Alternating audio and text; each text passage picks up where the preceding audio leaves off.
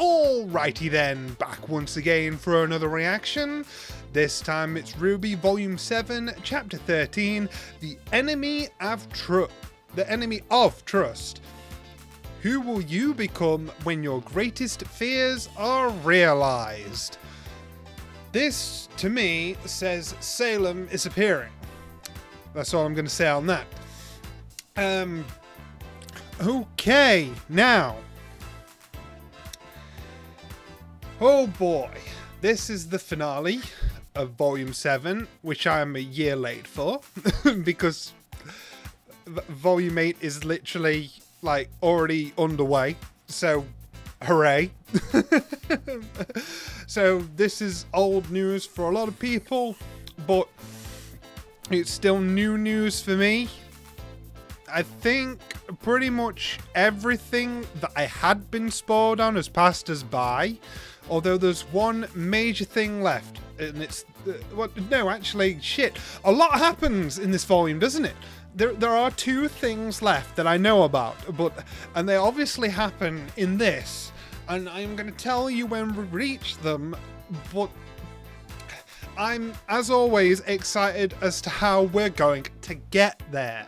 As I said, my favourite part of Volume 5 is Raven versus Cinder, and I knew about that from Chapter 1 going in. So, you know, like, it's all about the journey and the execution with me.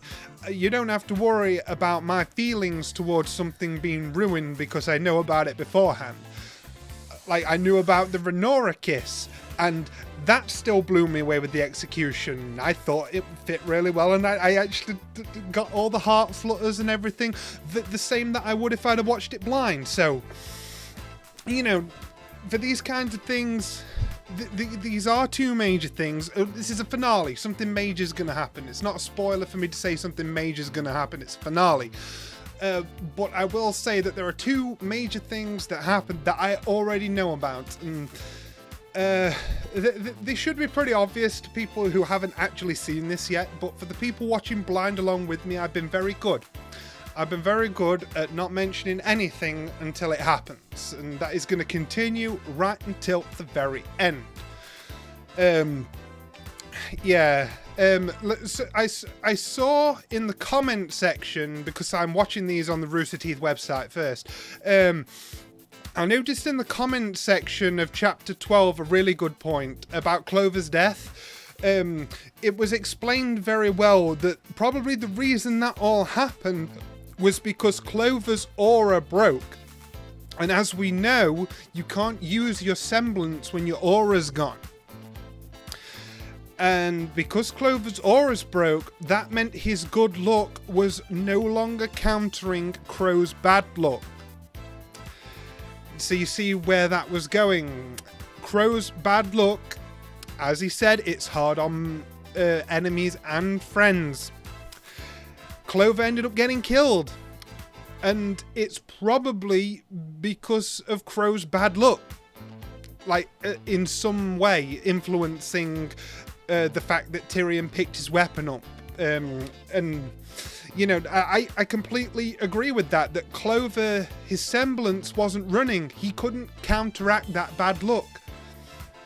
His good luck betrayed him at the worst possible time because his semblance was gone. That makes all the sense.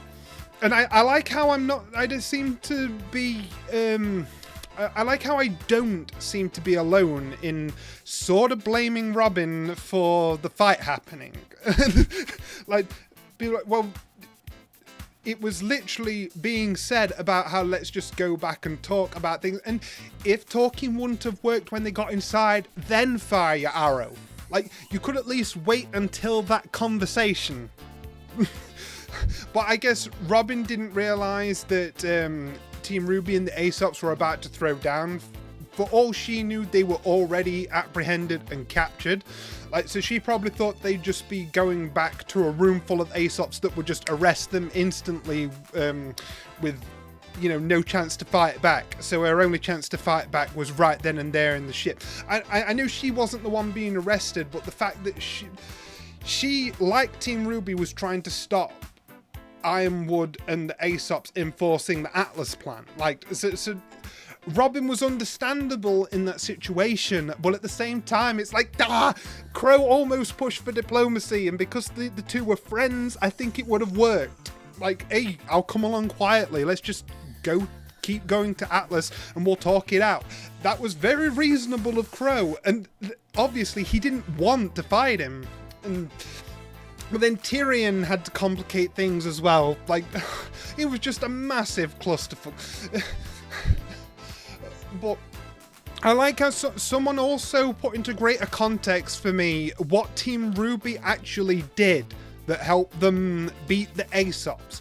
Remember in a previous chapter when RWBY was like, oh man, I want to have my friends back just like that someday, when the Aesops demonstrated their expert teamwork and choreography, and she was like, friends, this is just a job. We don't confuse the two. Like, and they were handpicked to complement each other's abilities in battle, but they didn't fight as a family unit. Family unit. They didn't really fight with that togetherness, that raw doggedness. And someone pointed out that RWBY, as a genius team leader move, she pushed the initiative in Team RWBY's favor from the very first move, because she antagonized Harriet's personality and her stubborn competitive nature by saying, oh yeah, you were the best, then you trained us. And like, to put her down below her and then zoomed past her, making Harriet give chase, and that put their teamwork into disarray. Like, they were split up into different factions instead of sticking together as a unit, which is their greatest strength. Whereas RWBY have experience in fighting split up compared to the Aesops always fighting in a team. That is excellent to consider, and if RWBY took all of that into account and executed that strategy right then and there to completely throw off the Ace operative teamwork, that was so cool. And throughout the battle, Team RWBY kept throwing in these jabs to mentally unsettle the Aesops, especially Elm being questioned on her unquestioning loyalty, like, being a dog of the military kind of thing. And their heads weren't in the game, and I think it was absolute genius work by RWBY to not only apply everything that they've been learning and the improvements that they've made, but also to make the opponent, to also degrade the opponent's ability. It was excellent fighting. That is some top tier strategy. Yeah, that's the sort of stuff I love to nerd about when it comes to fighting. I love that someone pointed that out. The psychology of a fight. Oh, that's awesome, awesome stuff. Now we've got Neo versus Juniper to consider. And we've got Cinder in the maiden room. I don't know how much trouble Crow's in right now with that Atlas ship approaching him and the blood weapon over Clover's body. Yeah, that doesn't look too good. I'm gonna guess that Tyrion is gonna make his escape, or I don't know. Who knows what Tyrion's gonna do, but I hope Neo makes it out of this and doesn't get arrested and beaten. Like, I love Neo too much for her to not just always be a part of the story. I'm very biased towards Neo. I simp Neo. This is common knowledge. But okay, I think I don't have any predictions for this based on what I know happens, but I do want to say this has been a fantastic ride, and as I said before, one of my all-time favourite volumes of the series, if not my favourite so far. And I'm going to be kind of sad to see it end, but I'm going to love seeing people's reactions without having to stop because I'm not finished yet. I can now watch their reactions all the way through, so that's going to be a plus. Also, because I finished Volume 7 as of this video, I will also be returning to Once Upon a Time soon. Something I've also been dying to get back to. So, right, before I lose my voice for tonight, let's get into this Volume 7 finale.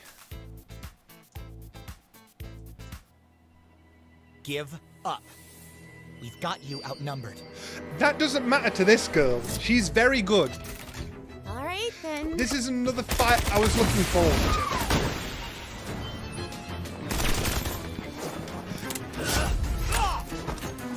Her Mary Poppins style is just so cool. That's something I will always say about Neo. She's cool. All these little gestures because she's mute. The personality they managed to give her is second to none. Gravity does shield!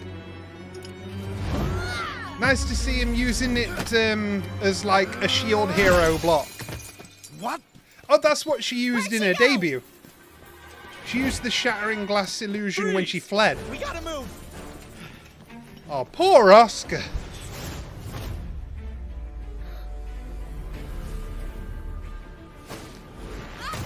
Oh, the Grim Arm, yes. I could imagine it being comparable in strength. Now that's a callback of a move. You Atlas elites are all the same. You think hoarding power means you'll have it forever, but it just makes the rest of us hungrier. Oh, that was a good line. And I refuse to starve. Wow, Cinder. And again, the combat has been perfected. I'm loving it.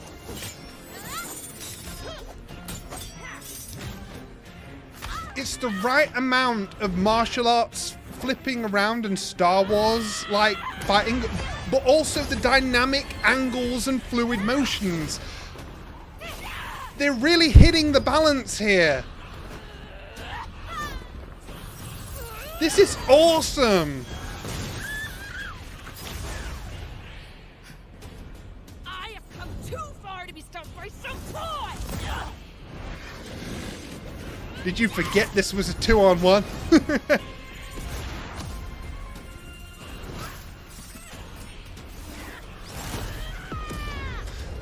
I love how angry Cinder is. She's got a lot to make up to herself. Ooh, Winter.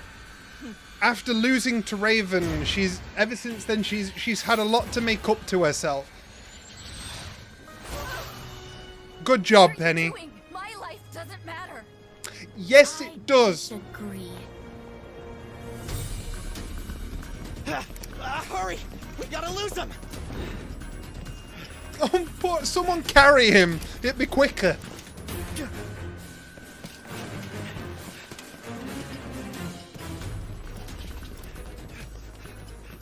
Poor Oscar just lagging behind. Guys? They went this way! Come on, hurry! Oh, that's Neo. Yeah, I could tell with the smile on her face.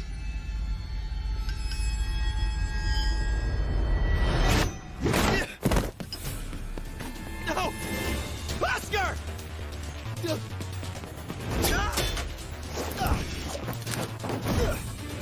Wow, it's pretty interesting to see her fight as someone else. Oh, wow. Wow, nothing gets past you, does it, Neo? Drop your weapons! Fall back! This is so cool. Oh, poor Ren. This way! Yeah, I had a feeling that the one person that didn't look like them was Neo.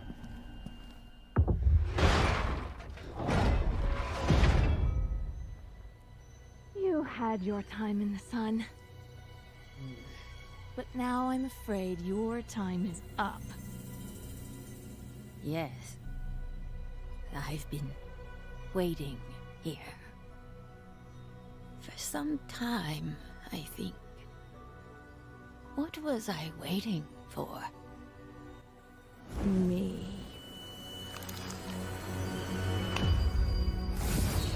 No. I had a job to do.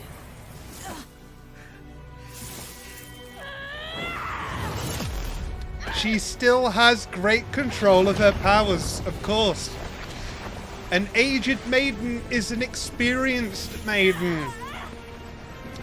You might have done fucked up here, Cinder. She has a lot of power. What is that? That's the power of a fully realized maiden. Yeah, as I thought, her age means she's had time to become fully realized. We have to do something. Metal body. Penny!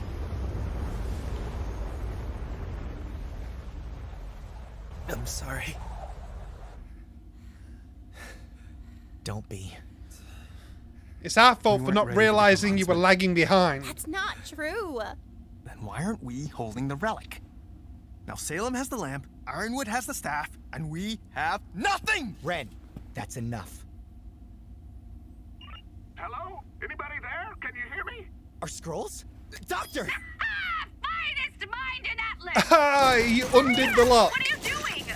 Grabbing our getaway ship. We need to hightail it out of here. Where are you? The Academy training room. We slipped away from some soldiers, but it won't be long before the. They're here! We're on our way. God, Just shoot stick first, together. ask questions later. Oscar! I'm sorry, but you all need to go on without me. What are you talking about? There's something I have to do alone.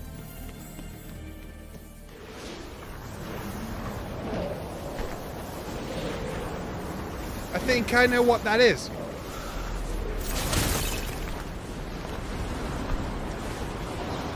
Oh boy.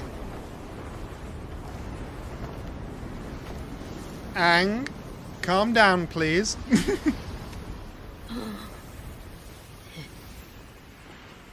Are you okay? I had a job to do. I was supposed to protect the power of the maiden until I was ready. Uh-huh. Don't worry, I may have lost track of time. But you can tell James that I'm ready now. Ma'am, if you do that, I'll be gone. I know I have a hard time remembering, but I remember that.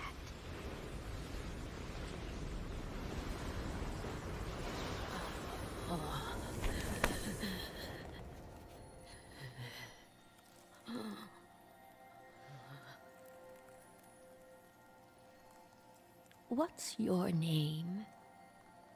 It's Penny, ma'am. This deserves my respectful silence. Penny. Are you the one?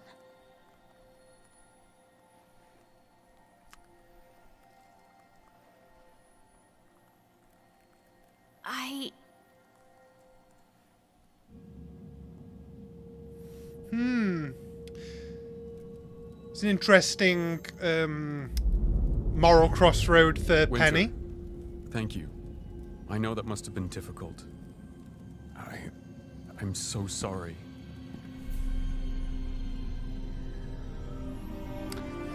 Hello.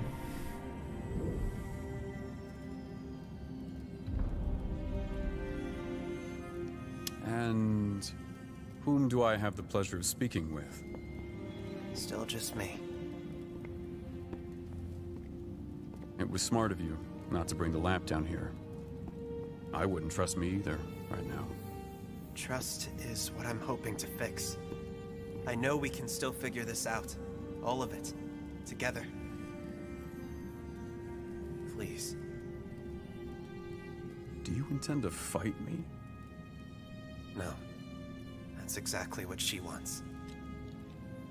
I guess it's because of Oz, but holding it helps calm me down when I'm afraid. You still think I'm afraid? We all are.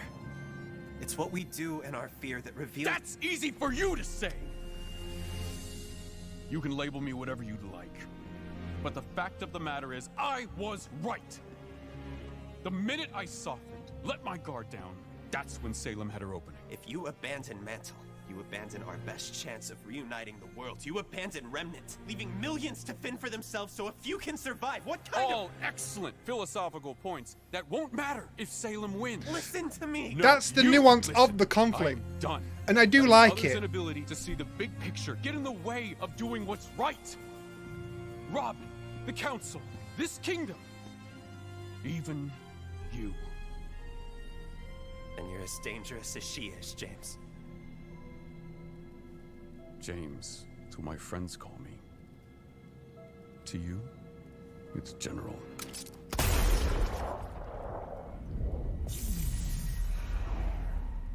That is the first major thing I was spoiled on. That he shot Oscar.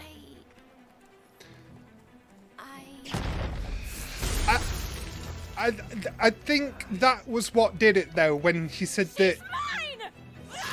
When he said that Ironwood was as dangerous as Salem. He probably didn't like that. No. Okay, it can grow back, but that really hurt her. That is some fantastic voice acting by Jessica. Oh no!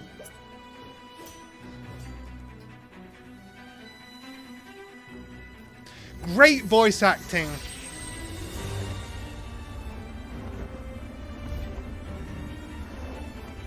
I loved the realistic screams of terror, like, well, of pain. Like, and then how it made her go all ragged in breath. Like, that was superb pained voice acting.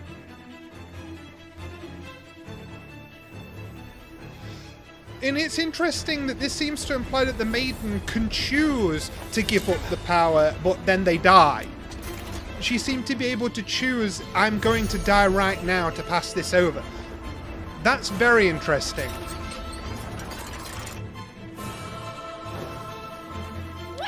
Because she was like, this is what I've been waiting to do. Like, and she sort of consciously handed that power over and then died. Oh! They met face to face! And yeah, Ozpin's green magic, but... Oh, I like that. As soon as Ruby and Cinder meet face to face. Across every living creature on this planet is fear.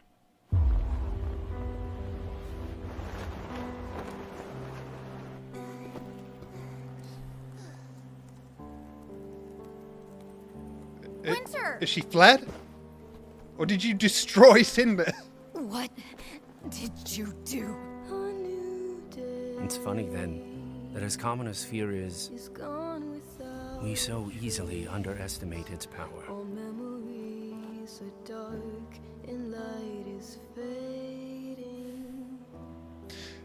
But I just thought, is that going to be a moral quandary for Penny? She's gone. She wasn't the one that was supposed to inherit it, but I think she told her that she was. She's a part of you now.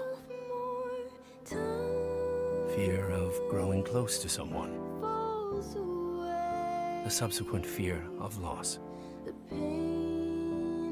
Fear of failure. Yeah, she did get away. But she is absolutely livid. At least Neo got the relic, I guess.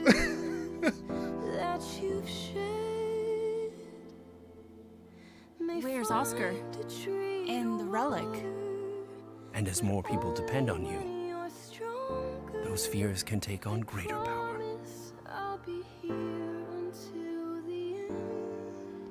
This really is ending like Avatar Book 2.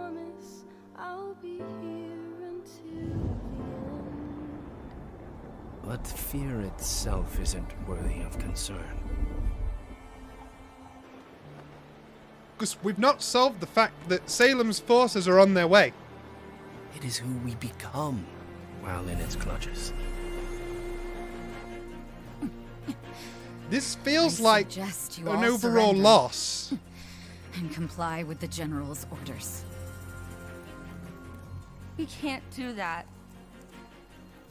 Then, I suggest you run. No, you're hurt! I'm not going to leave you like this. You're not leaving me. I'm giving you Head Start. This is Special Operative Schnee in need of immediate medical assistance. Send reinforcements. Over. We all have to carve out our own way. Guys, you're... We need to go. Oh my god.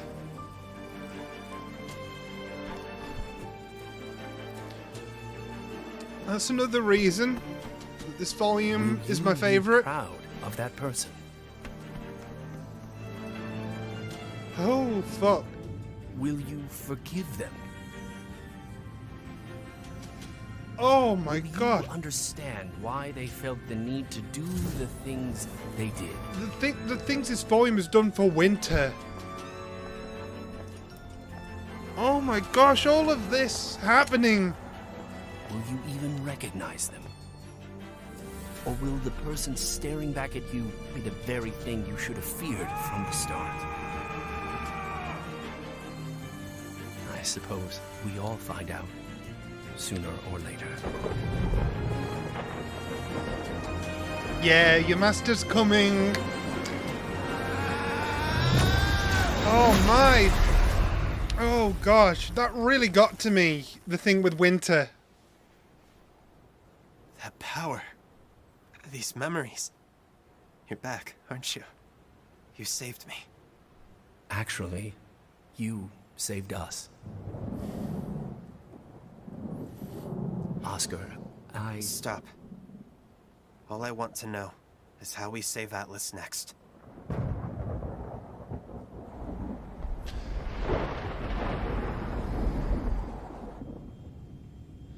Wow. We've got multiple hostiles on radar. Is anyone else seeing this? These readings can't be right. Here come the flying monkeys. Yeah, this is gonna end just like Book 2 of Avatar. This is an overall loss for the good guys, and we need to regroup next time. Oh look, it looks like she's brought the whole realm with her. What is this whale grim? Yes, hi! Are you serious? This really gonna cliffhanger you into an entire other volume. That's pretty good. Oh my gosh. Yeah, that brought me to tears. Wow, that's twice this volume's made me cry. Damn. Holy crap. Yeah, Eddie Rivers has joined Kerry and Miles, and it, whatever he's done, it shows. Oh my goodness. That was so tragic. Oh my gosh. Winter, the pain in her and Weiss's voice. The sister relationship that's been built up for so long, and seeing things happen like that. Oh my gosh. This volume was perfect for me. It was absolutely perfect for me. Oh, I can't believe this.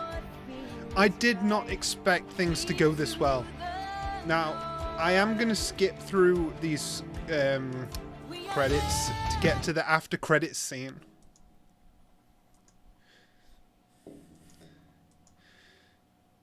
Yeah, come on. Is there not going to be one? There's 10 seconds left. For real? Are you being for real? That marks a first time. That marks a first time they haven't done a post-finale credits scene. I wonder if that's because of the events and how they're going to lead directly into the next volume, rather than how all the other volumes had sort of a bookend to the individual story it contained. So it sort of included something at the end that hints to the next part of the story. Whereas this one doesn't need it, because that whole end sequence with Salem arriving may as well have been the after credits scene. Okay, I see what they're doing. if I rationalize it like that, it makes a lot of sense. Like, we don't really need a teaser for the next volume if we know exactly what's coming. So, yeah, okay.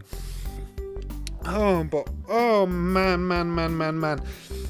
There's so much to like about the way the tail end of this volume went. I love that Neo showed her competence by making a smooth getaway with the relic, for one.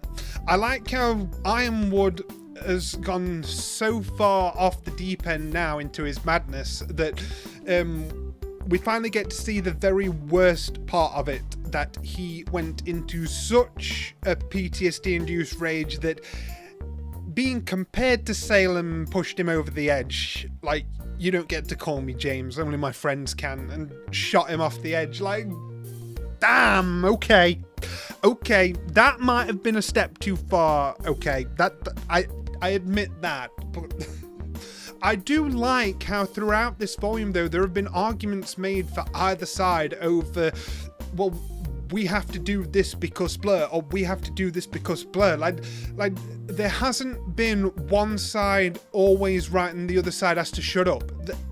Every character has their own opinion and own thought to share, which is shared with each other, and different groupings and factions happen as a result of that, and everybody has their own idea of what to do. Everyone has their own idea of what unity even means. Everyone has their own idea of how to fight, and that equals division, and that's exactly what Salem wants, because it's in human nature, based on our own experiences, to want and desire different things or rationalize things differently to other people.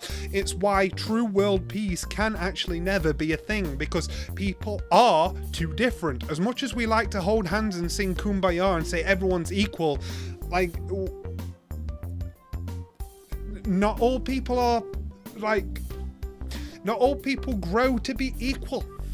Like, everybody has their own way to view the world, and that's going to include the polar opposite to somebody else, and sometimes there's just no getting around that. Like, it just can't work. Compatibility is a thing. You can't just say everyone is compatible with everyone, because that is literally impossible. So, you know, it's just an unfortunate truth of the world, but the fact that RWBY has gone so deeply into this in Volume 7 that everyone has all these different ideas of how to help Mantle. It went from politics to moving the islands and satellites themselves to martial law and like the transfer of the main power and arresting your own friends and it became a big clusterfuck, but in the best way possible. All of the character drama I ate up. I loved it. And as I said, the combat really shone in this volume, especially towards the tail end. I really feel like they've truly nailed what they were going for from the start. I think this is what the Volume 4 Chapter 3 fight between Sun, Blake and the Sea Monster was supposed to feel like. You know, when they were doing all the air acrobatics, and a lot of people didn't actually like how that fight looked a bit too stilted and anime. Like, as in, like, the weird pacing of how long they took to be in the air, that kind of thing. I actually thought that fight was pretty badass. And I feel like it would have won a lot more people over if they had already had this standard of fight animation back then. Like, because the work with the angles and the fluidity and the pace and everything to do with the fights has been amazing. I loved that Neo got to show off more of her style, and she completely got away from them and made off with the relic, so it wasn't a total wipeout for Cinder. You know, Neo is now carrying your team because you failed in what you wanted to do. You couldn't get your maiden powers, but the thing you told Neo to do, fetch the relic, she did that. Like, clearly Neo is the superior half of this partnership here. I love that Neo got such a strong showing. I worried for her when the first interaction she got was a punch in the face, but she really turned it around. I absolutely love that she did. But did you notice when she like politely bowed and offered the relic to Cinder, no questions asked, and like looked at her almost hopefully, like hoping for some praise? And then when Cinder just coldly walked away with it, she like then turned her face into a frown. I felt pretty sorry for Neo there, because you know what that is? That's leftover behavior and expectation. That's learned behavior from when she was with Torchwick. She absolutely adored that man and their relationship that they had with each other. And I'm sure usually it would be like, a jolly good work, Neo. Like, that's why I keep you around. Or like, you're a star, kid. Like, oh, that's great. I'm going to treat you to some ice cream, that kind of thing. She's going to get none of that around Cinder. It's very heartbreaking in a way that she looked around out of force of habit, expecting that little bit of praise that I'm sure Torchwick would have given her. And, you know, it just really adds to the fact that she misses him and wants her revenge on RWBY. But speaking of revenge on RWBY, Cinder, my God, I love how you've been wanting to get the drop on RWBY, but RWBY was the one that got the drop on Cinder. And as soon as she saw her, she's like, Ree! Just lights her up. And then she has to flee. That's... wow. Speaking of Cinder, as I said, Jessica's voice acting when Cinder got the Grim Arm cut off, that was phenomenal. I really believed those shrieks of pain, and then how she was breathing rapidly even after the arm had come back. That was such a super realistic reaction to something hot and painful happening to her arm. That really surprised me with how realistic that was. Like, it just shows that even the most hardened of villains, like, you put them through sudden and intense pain, it's gonna break the facade on their face. Like, Cinder has sort of become a loose cannon ever since she gave in to her desires and lost against Raven anyway, but this was where it really came to the surface and exploded out of her with her inferiority complex over how she still can't get what she wants despite being a maiden. Like, she's having to come to face with the fact that she's not as good as she thought she was. Like, she was totally confident that she was going to wipe the floor with Raven, and she ended up losing, so... Yeah, Cinder's character arc continues to intrigue me, because it makes me wonder what her next step is now, because she does have the relic. So I wonder if she's going to use that to curry favor with Salem and get back in within her good books, within her ranks. Because, you know, Salem said, you know, you shouldn't put your own desires before hers. And, you know, when Emerald acknowledged it was Cinder's fault that the attack on Haven failed, Salem not only confirmed that Cinder was alive to the rest of them, but she also said that she can only come back once she's acknowledged her mistake, which is ironic because that's sort of what the god said to Salem, but that's by the by. But, you know, it makes you think, is this what she has to do? Like, I wonder if Cinder will give up on killing RWBY, which will annoy Neo, because that's the only reason she teamed up with her, because she promised to help her kill RWBY. Like, I'm wondering if Cinder is going to ditch Neo and the plan to kill RWBY for the sake of delivering the relic to Salem, and that is an instance of putting Salem above her own goals, and that will get her the favor needed to rejoin the squad. Like, that's what I'm thinking is going to happen, though it makes me worry for what Neo will do after that, and if Salem will kill her. It remains to be seen, but I think it's safe to say that because the problem is not fixed, and because so many characters have ended on bum notes, Clover's dead, Crow is racked with guilt and arrested, Crow is currently in custody, Oscar was shot and put down to the floor, but he's got back up, and he's like sort of acting alone at the moment with Ozpin back and advising him. Like, all the RWBY girls are just trying to get away for the time being. Are they fleeing Atlas in general? But I know they can't now. Salem's just appeared in their path. Like, so the block. But were they going to just fly away? Like, because I know that there wasn't much they could do to protect Mantle while there's a warrant out for their arrest, but it sort of makes their struggle feel even more desperate, doesn't it? Like, even if we wanted to help save Mantle, we can't now because of Ironwood. Like, oh man. And Ironwood is now, like, completely screaming to himself in rage because of what's happening.